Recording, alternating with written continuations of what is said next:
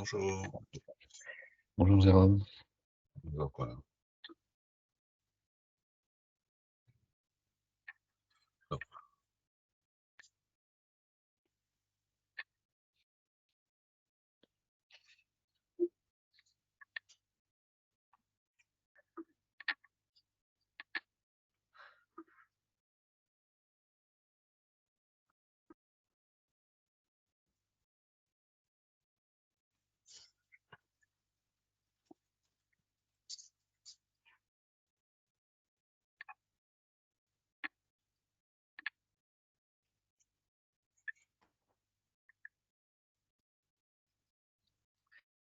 Alors,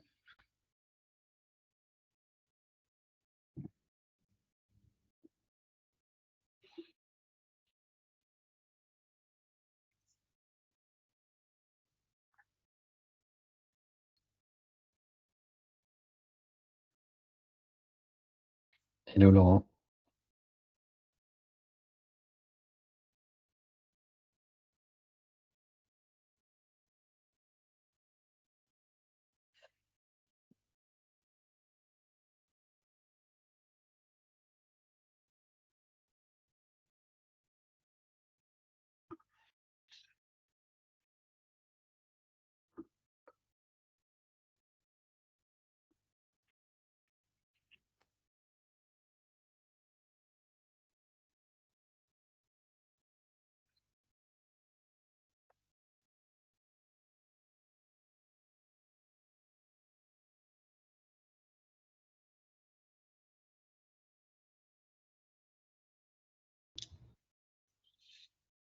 Alors,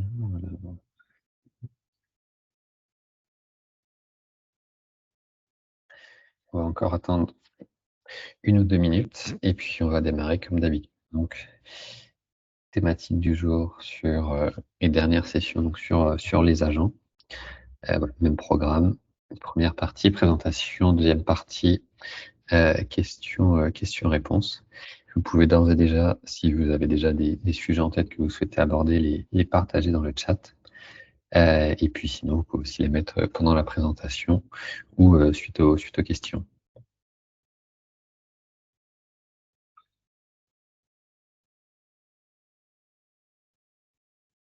Alors ça, je peux répondre directement, Jérôme. Via ce lien-là, ils seront disponibles 1 an. Et oui, normalement, vous pouvez télécharger la vidéo dans la partie transcript de la page web sur laquelle vous arrivez.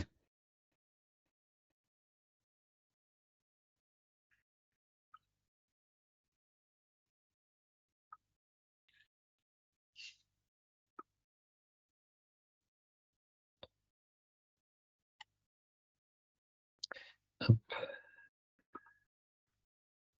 Bon, on va démarrer. Je vais vous partager donc comme d'habitude de mon écran.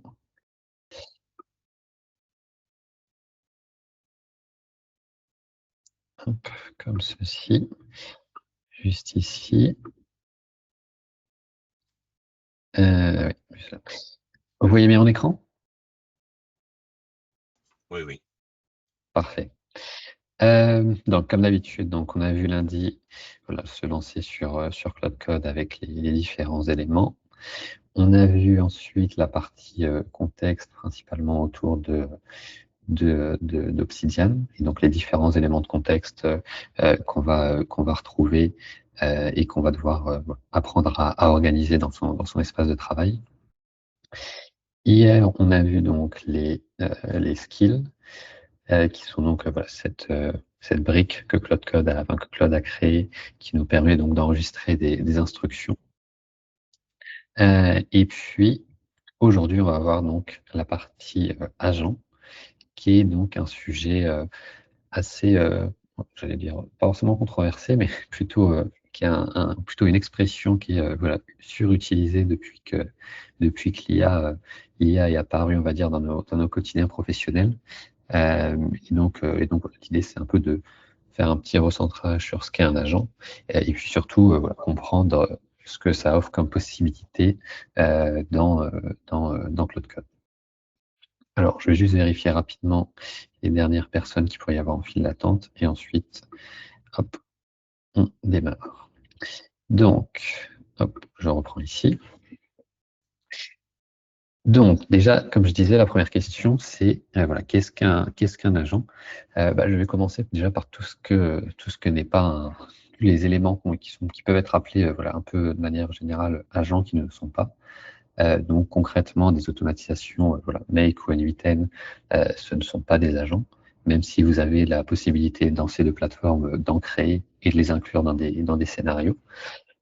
Si vous échangez juste avec l'interface chat, que ce soit de ChatGPT, de Gemini ou de Claude, ce ne sont pas non plus des agents. Si vous avez créé un script pour automatiser quelle que soit l'action, ce n'est pas non plus voilà, un agent. Et donc, voilà, les caractéristiques d'un agent, c'est différents éléments. La première, c'est, on va dire, la partie mémoire ou contexte. Donc, voilà, la connaissance à laquelle a accès l'agent. Ensuite, c'est la partie outils, c'est-à-dire ses capacités, ce qu'il peut ou ne peut pas faire. Et puis, il y a la partie donc prompt, donc ça qui est assez classique, ainsi que le modèle, qui va être, on va dire, le moteur derrière l'agent. Euh, et donc, c'est l'ensemble de ces caractéristiques qui fait que c'est ou pas un agent. Dans la réalité, aujourd'hui, je dirais que j'ai un peu abandonné le combat, entre guillemets, sur la définition d'un agent, parce que je dois avouer que même moi, je l'utilise un peu voilà, de manière plus générique, parce que c'est un terme qui est, on va dire, rentré dans le langage un peu commun de l'IA, et que si on doit toujours redéfinir exactement ce que c'est plus forcément très pratique ni très pragmatique. Mais on va dire dans le contexte d'aujourd'hui et voilà, de aussi comprendre juste comment on peut s'en servir et comment on peut les créer et les paramétrer, ça me semblait important de le repréciser. Euh, donc, dans Cloud Code, voilà, je trouve que les agents sont voilà, un terme, on va dire, qui sont assez, plutôt une fonctionnalité qui est assez sous-utilisée. Notamment parce que depuis l'interface desktop notamment, vous avez, on va dire, des possibilités limitées en termes de configuration et de création d'agents. Globalement, vous n'avez pas accès aux commandes relatives aux agents, celles que je vous montrerai juste après. Euh, et donc, c'est pour ça que beaucoup de gens ne servent pas vraiment de cette partie-là de Cloud Code. Et puis l'autre aspect aussi, c'est que techniquement, on va dire l'interface avec laquelle vous échangez dans Cloud Code est effectivement un agent dans le sens où vous pouvez avoir une sorte de système prompt au travers du cloud.md, même si personnellement, comme je l'ai mentionné dans la session sur le contexte, c'est pas l'utilisation que je préconise pour ce document-là. Ensuite, il va avoir accès au contexte, que ce soit dans votre environnement de travail ou au travers vos outils via MCP. Il va avoir accès à des capacités donc via les MCP. Donc, c'est vrai que, entre guillemets, dans Cloud Code, vous interagissez, entre guillemets, exclusivement avec des agents. Pour autant, vous avez la possibilité d'en créer, entre guillemets, des sur-mesures. Euh, donc, avec un système prompt propre, avec justement différents paramètres. Et c'est ça que je veux un peu détailler dans cette partie-là. Donc, le premier paramètre que vous avez, c'est effectivement le modèle. Donc, pareil, je vous montrerai après directement dans Cloud Code, mais vous pouvez choisir, voilà, si vous souhaitez qu'un agent utilise Haiku, Opus, Sonnet, peu importe la version et le raisonnement. Et donc, voilà, c'est intéressant d'avoir ça parce que, en fonction des tâches que vous allez définir à cet agent-là, euh, vous allez pouvoir utiliser, voilà, vous allez vouloir utiliser un modèle plus ou moins avancé qui va consommer plus ou moins de tokens et qui va effectuer la tâche plus ou moins rapidement en fonction voilà, de la puissance entre guillemets dont vous avez besoin pour la réaliser. Donc ça, c'est le premier paramètre assez classique. Le second, c'est les outils. Donc vous savez que voilà, enfin, Claude a un certain nombre d'outils intégrés qui sont de récupérer, enfin de lire un fichier, d'en créer un, d'en supprimer un et d'en modifier directement sur votre ordinateur. Donc vous pouvez aussi, voilà, vous avez les deux possibilités, associer des outils à un agent, mais aussi lui interdire certains autres. Donc il y a les deux paramètres qui sont présents lors de la création. Vous avez ensuite les MCP, donc pour le coup qui sont configurés, voilà, comme je l'avais expliqué dans une session précédente, que vous pouvez configurer au niveau utilisateur, c'est-à-dire qu'ils seront disponibles dans tous vos espaces de travail. Globalement, c'est les MCP que vous configurez au niveau, par exemple, de la section connecteur dans l'application desktop. Ceux-là sont automatiquement mis au niveau utilisateur. Ou c'est ceux que vous allez pouvoir mettre voilà, de manière plus, j'allais dire manuelle, au sein d'un espace de travail et donc au niveau du projet. Et donc voilà, peu importe le niveau de CMCP, vous pouvez ensuite, entre guillemets, en autoriser l'utilisation à l'agent ou pas. La partie suivante, c'est la partie skill. Donc pareil, vous pouvez en gros, ça c'est une fonctionnalité que j'ai découverte récemment, qui vous permet donc de auto-injecter un skill à l'utilisation d'un agent. Ça veut dire que dès que cet agent sera invoqué, le skill sera injecté entre guillemets dans sa fenêtre de contexte et donc il l'aura en mémoire. Voilà, ça peut être pertinent si vous voulez entre guillemets créer des agents plus spécialisés qui vont s'occuper d'une tâche en particulière ou d'un enchaînement de tâches en particulière. Voilà, de lui associer les skills associés. Donc, c'était un peu redondant. Donc de lui donner les skills associés à l'exécution de ces tâches pour qu'il les fasse voilà, dès que vous l'invoquiez. Parce que, par exemple, si vous invoquez voilà, un skill dans une session principale, puis que vous demandez voilà, un sous-agent d'effectuer la tâche, le skill ne sera pas chargé par le sous-agent en question. D'où l'intérêt de pouvoir voilà, leur associer des skills de cette manière-là. Ensuite, il y a la partie mémoire, qui est globalement le même fonctionnement que la mémoire que vous avez dans Cloud Code, donc voilà, élément dont j'ai déjà parlé sur la partie contexte, donc qui va permettre à l'agent, au fur et à mesure des interactions que vous avez avec lui, de décider, de se souvenir de certains éléments d'interaction. Après, de mon côté, voilà, je ne suis pas spécialement, entre guillemets, fan de la manière dont la mémoire fonctionne sur Anthropic. Mais je dirais pour une raison assez structurelle. Je pense juste que, ou en tout cas, je pense qu'il faudrait qu'il puisse y avoir, je sais pas, un fichier plutôt d'instruction sur la manière dont l'agent doit organiser les informations. Finalement, un peu ce que tout le monde recrée finalement dans son second cerveau. Finalement, c'est à ça que ça sert. Organiser voilà, dans la manière dont vous voulez les informations que vous allez traiter. Et donc, c'est pour ça que la fonctionnalité mémoire d'Anthropic, voilà, je la trouve pas forcément géniale parce que c'est un peu une boîte noire où l'agent va enregistrer des choses voilà, plus ou moins aléatoires. Alors, il y a quelques principes forcément, mais vous n'avez pas la main dessus. Vous n'avez pas forcément non plus la visibilité, même s'il y a des commandes pour voilà, voir ce qui est stocké dans votre fichier mémoire. Bref, tout ça pour dire que cette fonctionnalité-là de l'agent, personnellement, je m'en sers pas. Et c'est pas forcément quelque chose que je vous recommande. Voilà. Justement, c'est l'objectif d'avoir un second cerveau, c'est que toutes les informations dont on pourra avoir, quel que soit votre agent, s'y trouvent. Et puis, la dernière partie, donc, pareil, c'est aussi une fonctionnalité un peu moins connue et moins utilisée, et de ma part aussi, qui sont donc les hooks. Et les hooks, ça va être globalement de automatiquement déclencher une action ou une suite d'instructions basée sur un événement.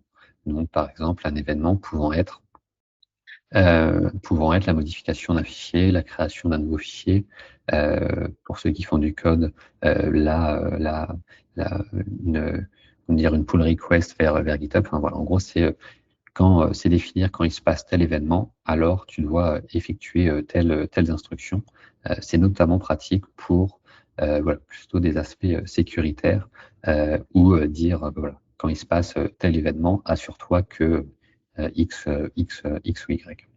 Mais je dois avouer que, autant sur la partie voilà, technique, développement, effectivement, il y a pas mal de cas d'usage et de situations notamment assez documentées. Sur la partie business, en tout cas, en tout cas la partie hors développement, à titre personnellement, je n'y ai pas trouvé un usage voilà, si poussé. En tout cas, c'est pas un concept que dont personnellement je me sers beaucoup. Ensuite, la deuxième chose que je trouve qui est assez méconnue sur les agents, c'est qu'il y a voilà, 4 manières différentes d'y faire appel. Donc, la première, consiste simplement voilà, en ce qu'on appelle en sous-agent. Donc, vous pouvez demander voilà, dans votre session Claude de lui dire de lancer plusieurs tâches en parallèle et notamment en background, ce qui va faire en gros que voilà, votre j'allais dire agent en chef va invoquer plusieurs sous-agents qui vont chacun être invoqués dans une session qui leur est propre et qui vont voilà, exécuter des tâches, puis remonter le résultat de cette tâche à l'agent principal qui vous ensuite vous le restitue dans l'interface de chat.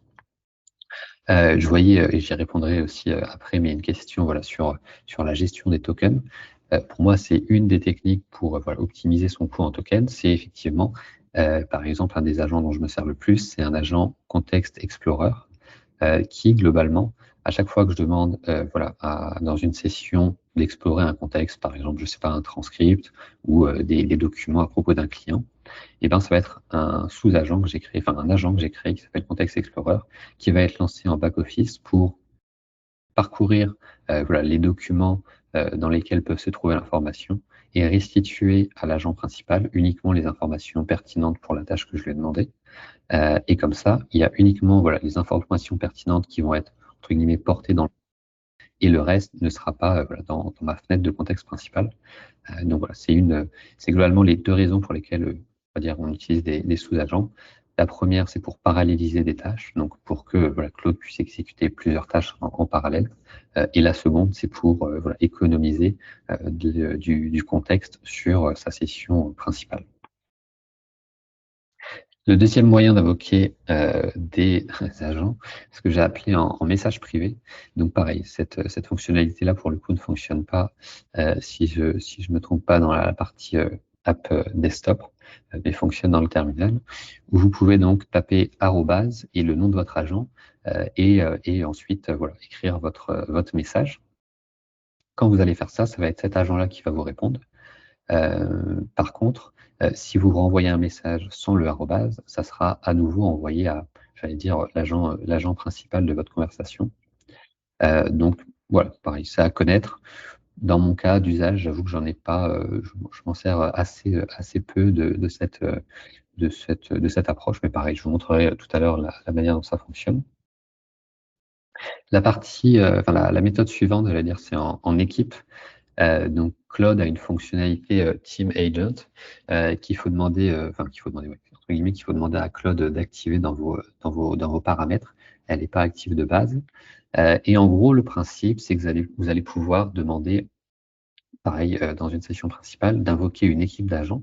Donc là, vous allez pouvoir choisir notamment quels agents vous souhaitez invoquer. Et ensuite, vous allez définir une tâche, un objectif. Voilà, cette tâche, cet objectif va être découpé en plusieurs tâches qui vont être réparties entre les différents agents.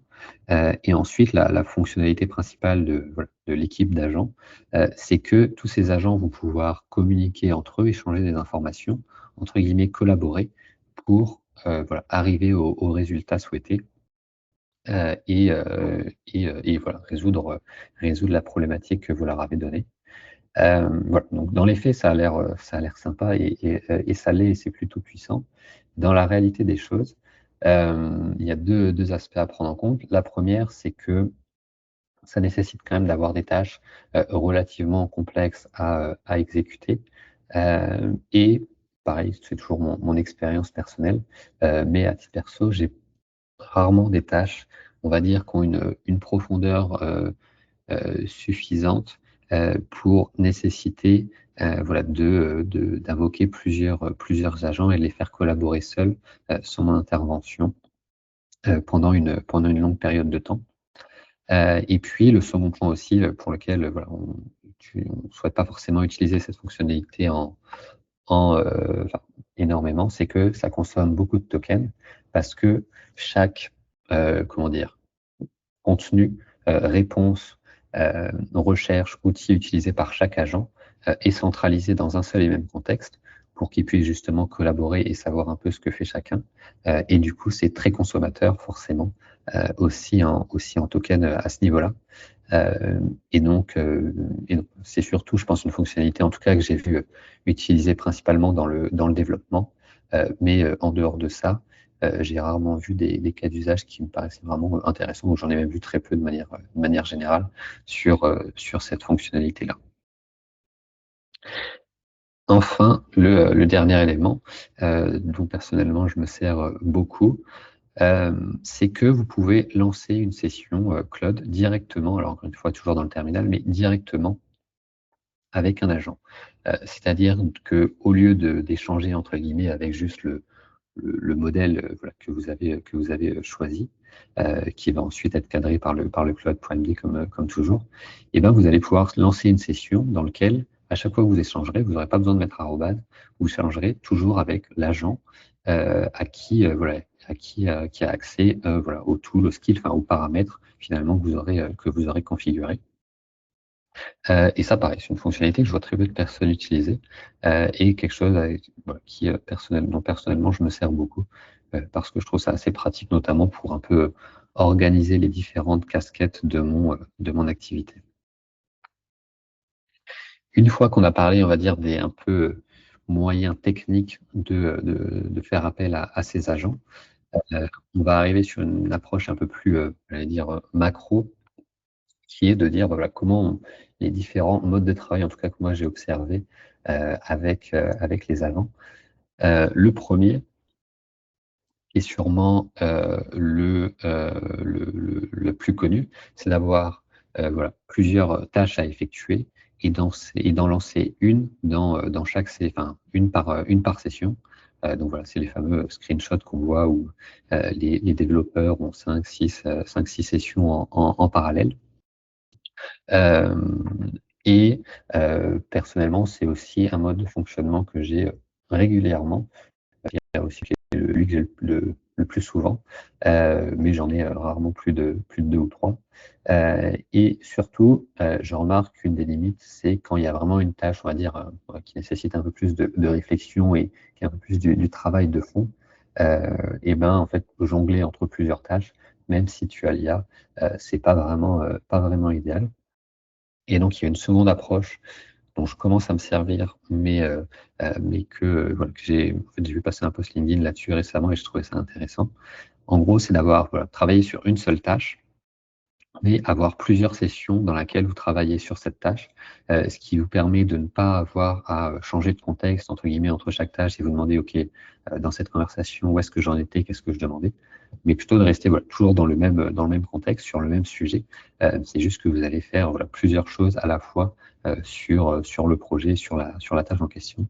Et je trouve qu'effectivement, justement, pour des sujets un peu plus de fond, des tâches un peu plus complexes ou un peu plus longues, et ben, je trouve que cette approche enfin, est vraiment pertinente.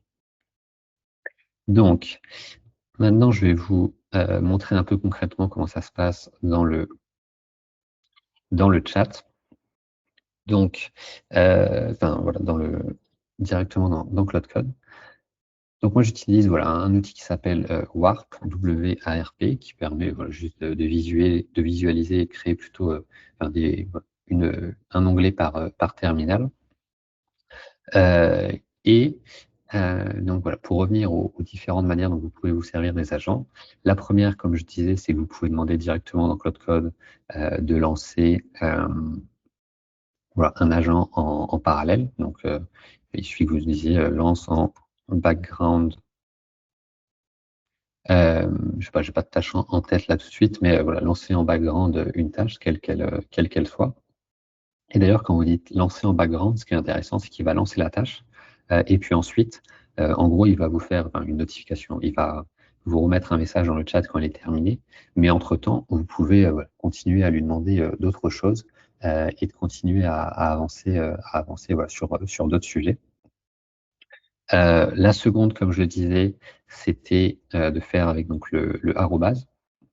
Donc, par exemple, si je marque marketing, voilà, j'ai un agent marketing, je vais pouvoir lui envoyer un message directement et c'est l'agent en question qui va me répondre. Bon, dans les faits, c'était pas très malin de ma part en termes d'exemple parce que Voilà, ici, je suis dans une session avec laquelle je suis déjà en direct avec mon agent marketing, qui est donc la quatrième, la troisième approche dont je vous ai, non, la quatrième approche dont je vous ai parlé. Donc c'est pour ça que là, il me répond en direct. Ensuite, il y a la partie team agent. Donc pareil, là, je vais pas le faire en direct, mais normalement, vous pouvez lui demander de voilà, lancer une session team agent et il va vous demander ensuite voilà, quels agents vous souhaitez invoquer. Et puis la dernière partie, pendant que ça, voilà, vous voyez ici que vous pouvez créer voilà, différents types de sessions. Donc voilà, avec en parallèle, team partagé. Voilà, le codir, ça c'est juste un petit test que j'ai fait avec plusieurs agents qui ont chacun leur personnalité et qui vont me donner voilà, un avis sur une problématique business. Mais sinon, vous avez différentes fonctions comme celle-là. Et puis la dernière, donc, c'était, comme je disais, lancer directement une session avec un agent en direct. Et donc pour ça, comment dire, nomenclature, c'est de taper dans le terminal, donc Claude, de tirer agent, et puis le nom de votre agent. Donc par exemple, j'ai un agent build, et bien voilà, je peux lancer ici la session, et donc vous voyez ici que je suis donc en direct avec mon agent build. Donc voilà un peu pour les manières de les invoquer. Et puis pour les créer, vous pouvez donc, il y a alors du coup c'est pas un arrobase, c'est plutôt un slash agent avec un S comme vous le voyez. Et donc ici vous pouvez voir voilà, soit ceux qui sont en train de tourner, soit ceux qui existent. Donc là vous pouvez voir un peu les agents qui existent dans mon environnement, ou vous pouvez aussi en créer un. Donc, comme je disais, soit au niveau du projet, soit au niveau personnel, donc c'est utilisateurs, donc qui seront accessibles dans tous vos espaces de travail. Et puis ensuite, vous pouvez voilà, soit le générer avec Claude. Donc, en l'occurrence, si vous le générez avec Claude, et c'est ce que je vous recommande, c'est le plus simple. Vous n'avez même pas besoin de passer par la commande. Vous pouvez juste dire à Claude, je souhaite créer voilà, tel agent avec telle caractéristique. Il le fera pour vous. Ou vous pouvez choisir donc la configuration manuelle. Vous allez pouvoir choisir voilà, le nom de votre agent, vous allez pouvoir choisir le système prompt, le modèle, et puis les différents paramètres que je vous ai montrés précédemment. Donc voilà un peu pour la partie, on va dire, présentation sur les agents. C'est assez dense. Pour conclure, je dirais que, enfin, je peux vous montrer un schéma voilà, que j'ai présenté il y a quelques temps pour montrer un peu moi comment je me sers des agents. C'est plus, voilà, c'est une organisation personnelle. Je dis pas du tout que c'est la méthode forcément à suivre. C'est juste, voilà, moi, mon organisation. Donc globalement, voilà, j'ai trois types d'agents. La première, c'est ce que j'ai appelé les agents domaine. Donc c'est un peu les agents que vous avez vus précédemment avec marketing, build, j'ai un agent système, enfin, voilà, j'en ai 6 ou 7 comme ça. Et en gros, la fonction de ces agents, c'est qu'ils ont regroupé notamment les skills liés à ce domaine. Je vous disais tout à l'heure en présentation, vous pouvez associer des skills à des agents. Donc voilà, c'est ce que j'ai fait. Mais je dirais que c'est plus pour une organisation personnelle. Ça me permet un peu, voilà, moi de clarifier un peu les différents skills de mon activité et comment enfin, à quelle partie de mon activité ils sont associés. Ils ont un prompt assez généraliste, on va dire sur le domaine en question, et surtout, ils ont entre guillemets voilà, l'objectif qu'ils ont à poursuivre, qui est en cohérence avec voilà, l'objectif de mon activité en général. Ensuite, je vais avoir des skills dans lesquels je vais, dans certains des skills, pour certaines étapes, je vais faire appel à des agents voilà, spécialistes. Pareil, pour les deux raisons que je vous ai citées précédemment, et il y en a même une troisième. La première raison, c'est la parallélisation de tâches. Si par exemple deux étapes d'un skill peuvent être exécutées en parallèle, eh bien, autant le faire pour qu'il soit exécuté plus rapidement. La seconde, c'est pour voilà, l'économie de contexte dans la session principale.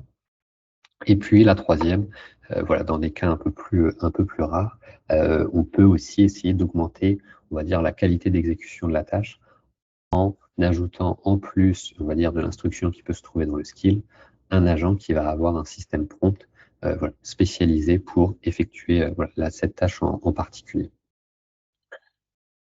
Mais c'est vrai qu'ensuite, encore une fois, dans la construction, on peut vraiment, enfin, c'est un peu entre guillemets des poupées russes. Vous pouvez mettre un skill dans un agent, mais vous pouvez aussi mettre un agent dans un skill, comme je vous en ai parlé précédemment. Donc là-dessus, voilà, on va dire que les limites sont surtout votre imagination. Et plus sérieusement, on va dire ce qui marche pour vous et juste voilà, itérer sur vos cas d'usage. Enfin, j'ai un dernier type d'agent que j'ai appelé les agents transverses, c'est-à-dire qu'ils peuvent être utiles dans plusieurs situations qui ne sont pas spécialement liées à un skill ou à un domaine.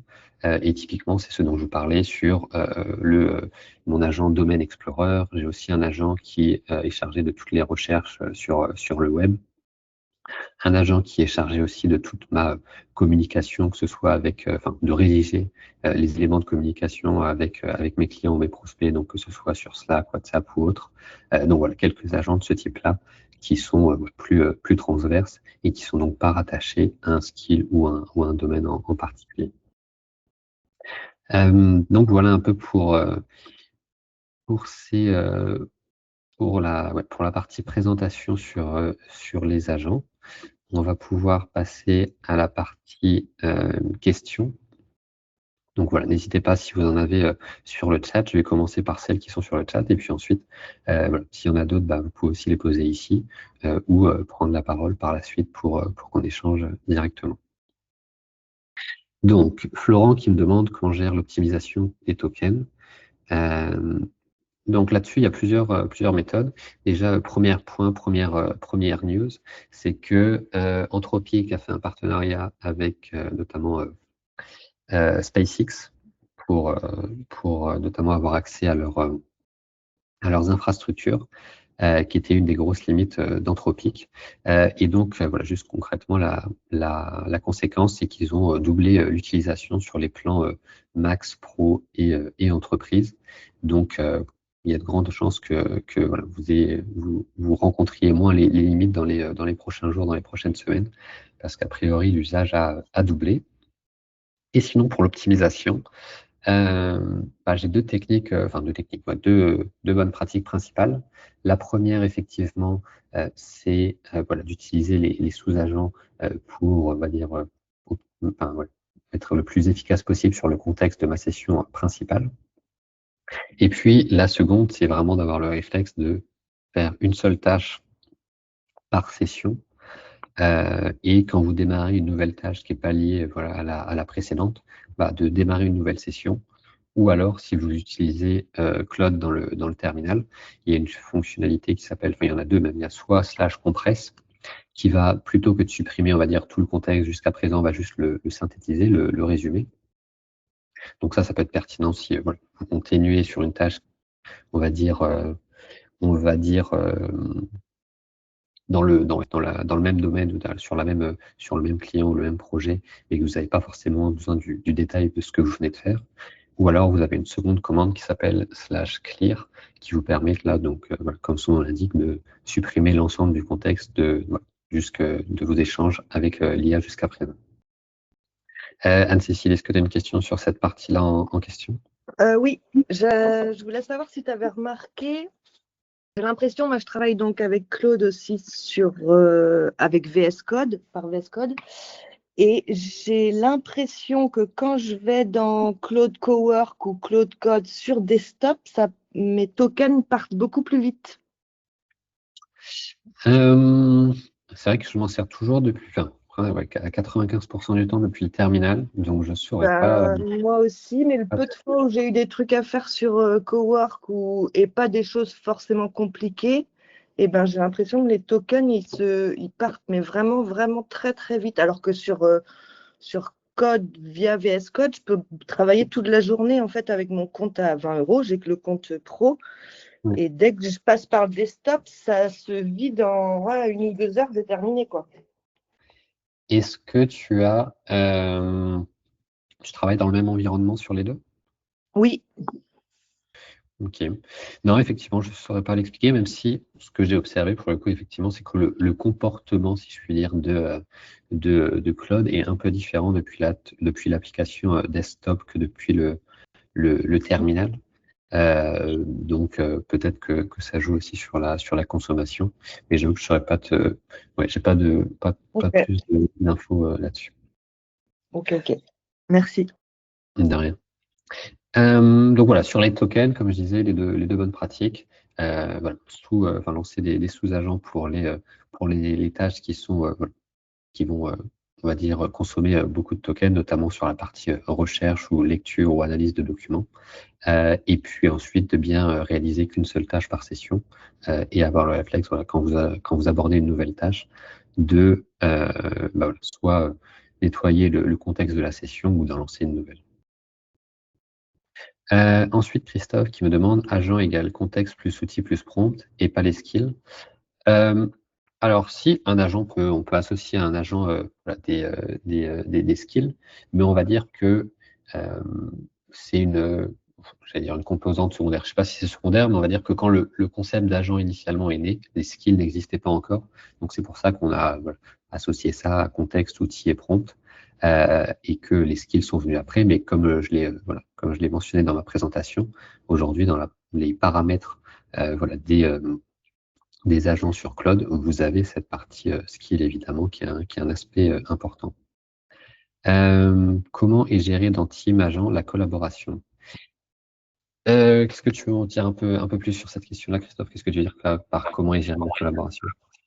Oui, alors la question en fait est la suivante. Admettons que j'ai 3 personnes qui collaborent, 3 agents qui collaborent sur un sujet prédéfini et chacun donne une réponse différente sur un sujet.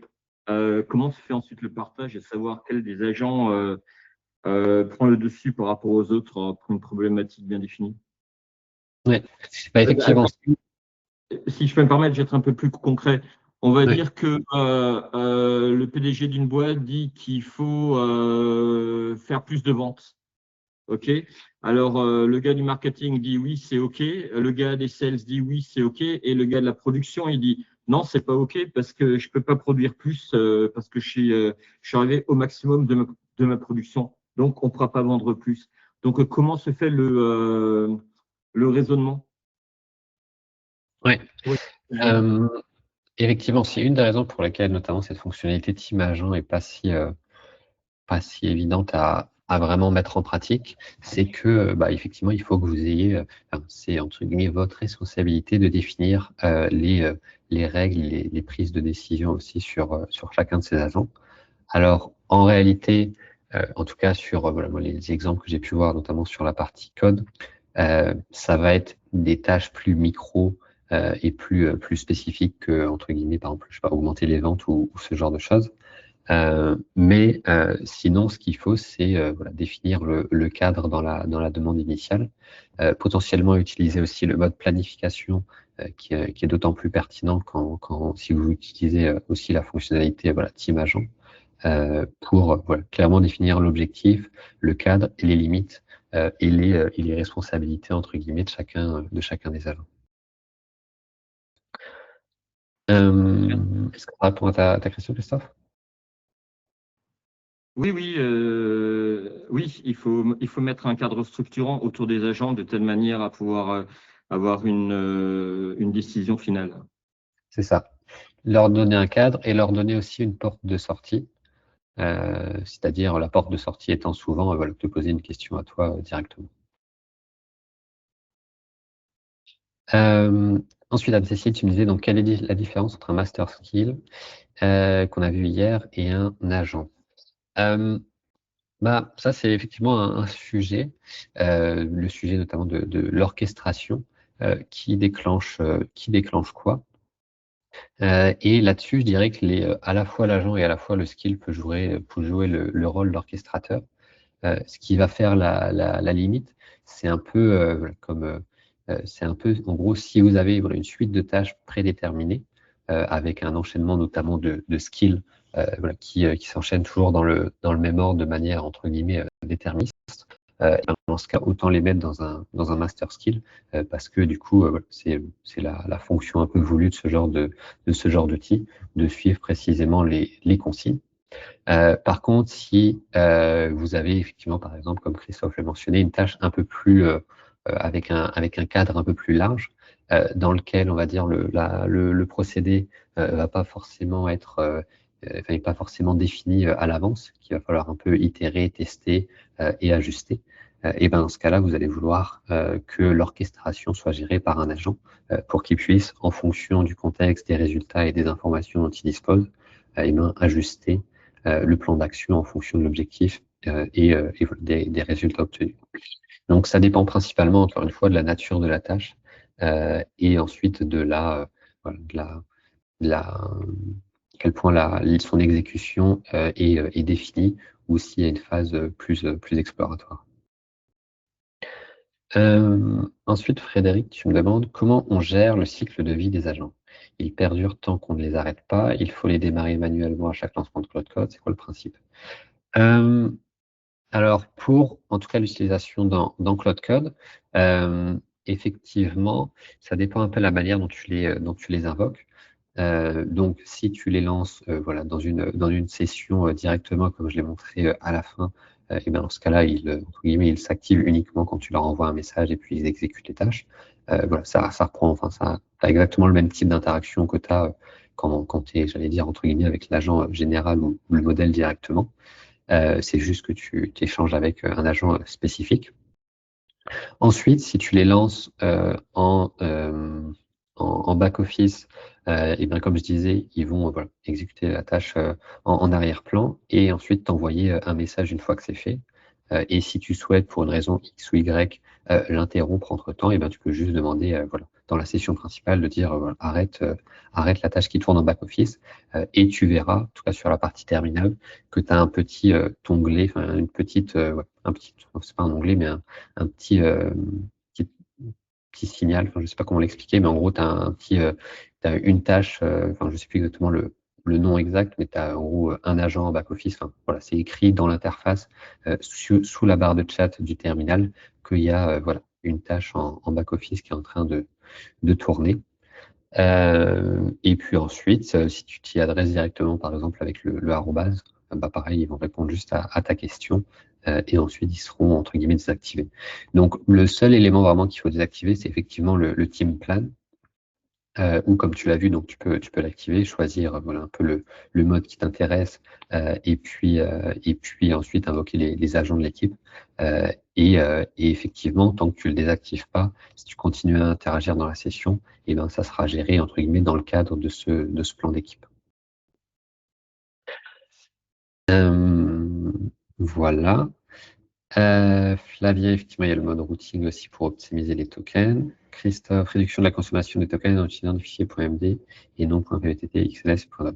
Effectivement, c'est vrai que c'est une bonne remarque, Christophe, sur le fait de, notamment par exemple, pour revenir à la question qu'il y a eu il y a 2 jours sur Obsidian versus Notion, l'intérêt aussi d'Obsidian, en tout cas de travailler en local, c'est que c'est bien plus rapide et bien moins consommateur en token pour l'IA d'aller voilà, interagir avec vos documents qui se trouvent sur votre PC directement. Est-ce que vous avez d'autres questions? Peut-être directement dans le... Vous pouvez directement prendre la parole si c'est le cas ou dans le chat.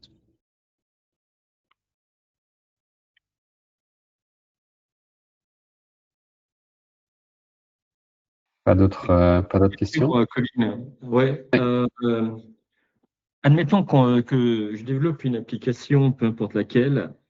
Est-ce qu'il est possible de rester sur Claude et de la monétiser par la suite?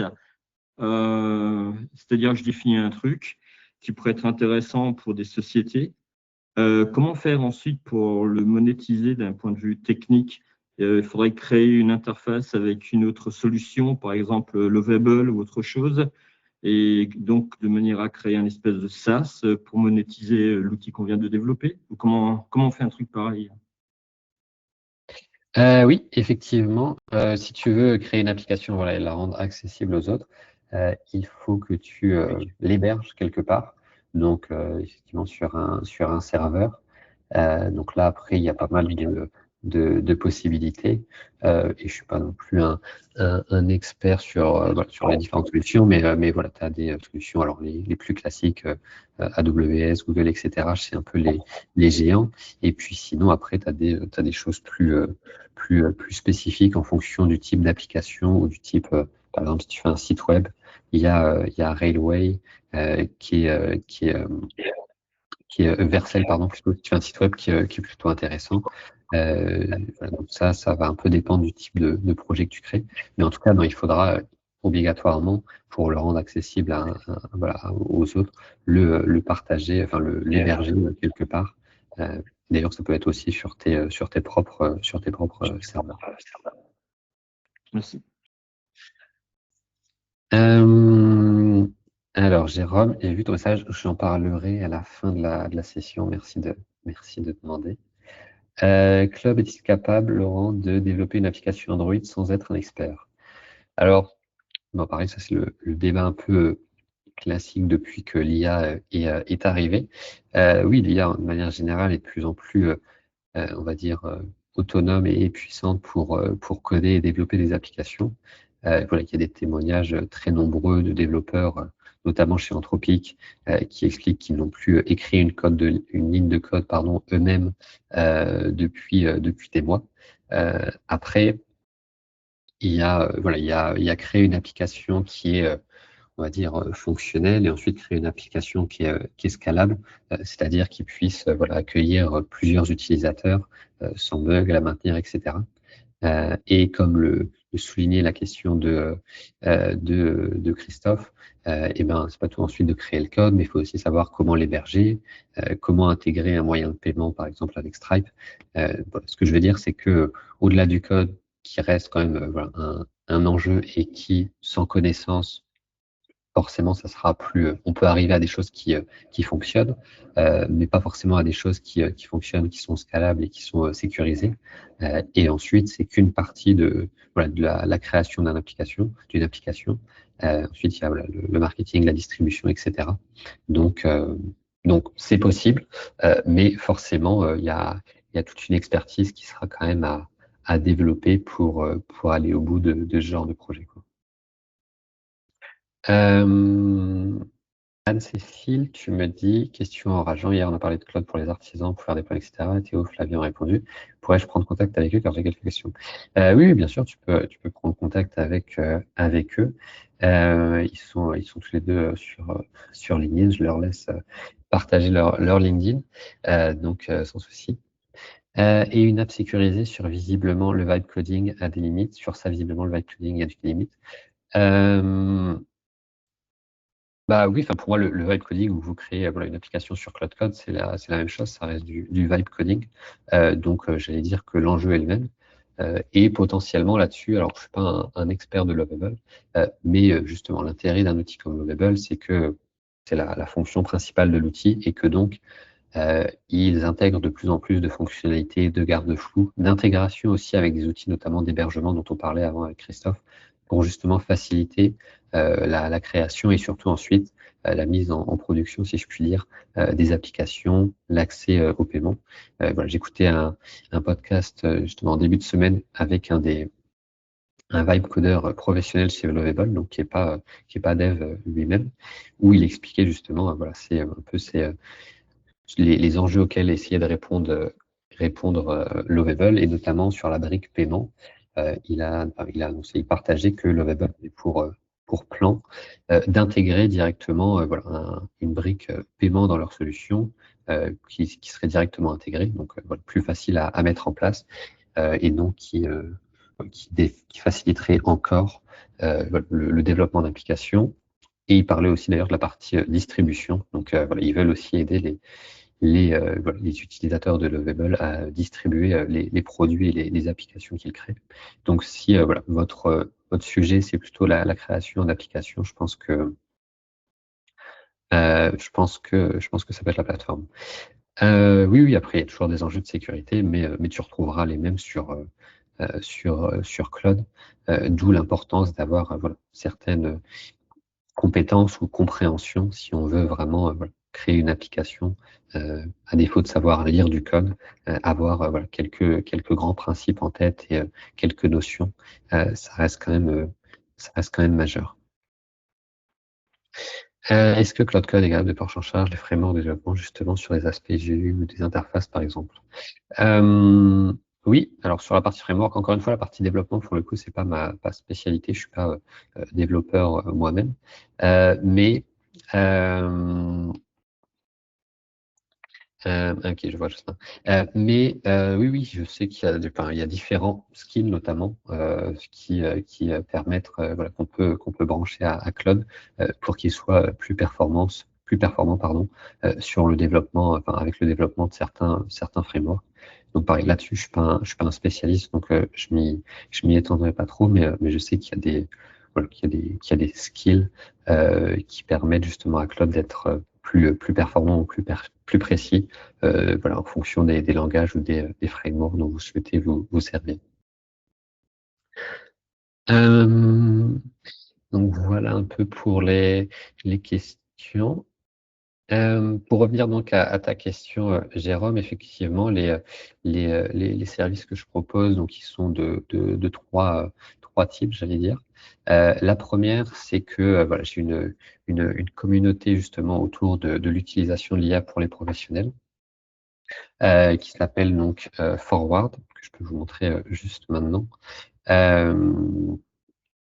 Dont le principe en fait est effectivement voilà, que vous ayez accès à moi de manière régulière, j'allais dire, au travers à la fois bah, voilà, de la communauté. Donc vous pouvez poser des questions directement dans la communauté sur vos problématiques liées à l'IA ou lors de live.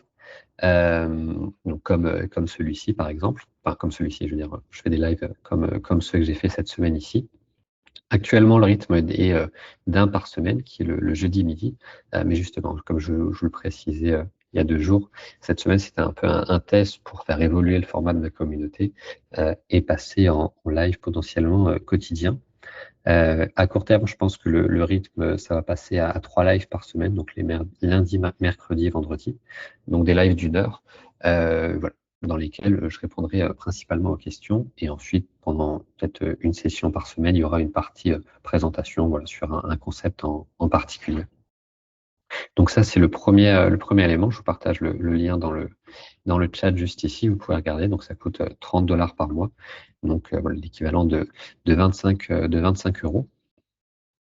Le second service entre guillemets que je fais, c'est du coaching.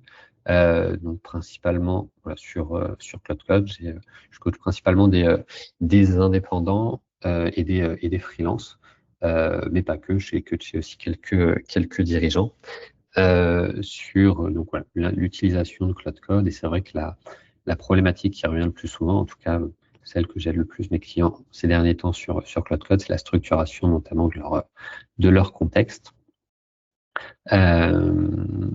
Et puis le dernier levier, enfin la dernière offre que j'ai entre guillemets, c'est une offre de services plus standard. Donc voilà, si vous souhaitez déployer l'IA dans votre activité, donc là c'est plus destiné aux entreprises pour le coup. Donc voilà, PME et ETI, plutôt dans le service B2B, même si j'ai déjà travaillé avec d'autres voilà, dans le B2C aussi. Et donc là, voilà, l'idée, c'est soit vous avez un cas d'usage précis en tête, et puis voilà, on en discute ensemble, on voit la solution adaptée et je l'implémente. Soit voilà, vous souhaitez juste voilà, faire avancer votre entreprise, faire évoluer votre entreprise vers cette nouvelle méthode de travail. Et donc là, bah, on va commencer par faire un audit pour un peu voir un peu les cas d'usage potentiels qu'il y a dans votre activité. Et puis ensuite, on va construire la feuille de route sur voilà, ce qu'on souhaite prioriser en fonction de leur impact, leur complexité et aussi de leur lien avec vos objectifs. Et ensuite, on va venir voilà, déployer cette feuille de route sur les semaines et les mois à venir en fonction de voilà, vos enjeux, votre dispo et les ressources dont vous disposez. Donc voilà un peu pour pour voilà, les manières de collaborer si jamais vous avez des projets. Il y a ces 3 voies qui sont possibles et qui sont aussi, j'allais dire, cumulables. Voilà, j'ai plusieurs clients, on va dire, services ou coaching qui sont notamment dans ma communauté. Est-ce que vous avez des questions avant qu'on conclue cette dernière session ou questions ou retours, feedback sur le format? Voilà, ça serait avec plaisir.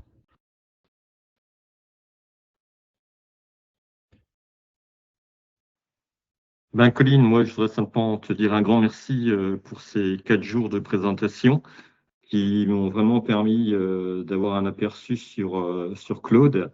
Et encore une fois, je te remercie. Super, bah, merci à toi, Christophe. C'était un plaisir pour moi voilà, de vous partager tout ça. Et oui, j'ai vraiment apprécié l'expérience. Donc, je pense que ça va se poursuivre, en tout cas au début, sur un rythme un peu moindre, sûrement à 3 sessions par semaine côté de ma communauté. Et potentiellement, j'en referai voilà, sur une autre thématique, en lien avec l'autre code ou pas, dans les mois à venir, voilà, où je réitérerai ce format d'une semaine. Avec plaisir pour en reparler, Frédéric. Je vous souhaite une bonne journée à tous et puis je vous dis, voilà, je vous souhaite de passer un bon week-end prolongé. Dans le rang, j'ai pas de newsletter, en tout cas pas encore. Et, et voilà, pour l'instant, les canaux, c'est principalement LinkedIn. Et ouais, à tout à l'heure, Théo, pour le live dans la communauté. Bon week-end à tous, à bientôt et ouais, au plaisir de rééchanger avec vous, voilà, que ce soit sur LinkedIn ou ailleurs. Ouais, Jérôme, tu as quelque chose à partager?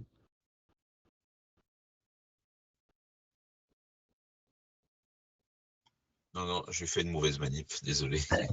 En tout Pas cas, de merci souci. beaucoup. Et puis, on aura l'occasion d'en discuter. Merci. Avec plaisir. Ouais, passez un bon week-end et à bientôt. Ciao. Merci, bon week-end. Bon week-end. Bon week-end. Bon week-end. Merci. Avec plaisir. Bon week-end. Bon week-end.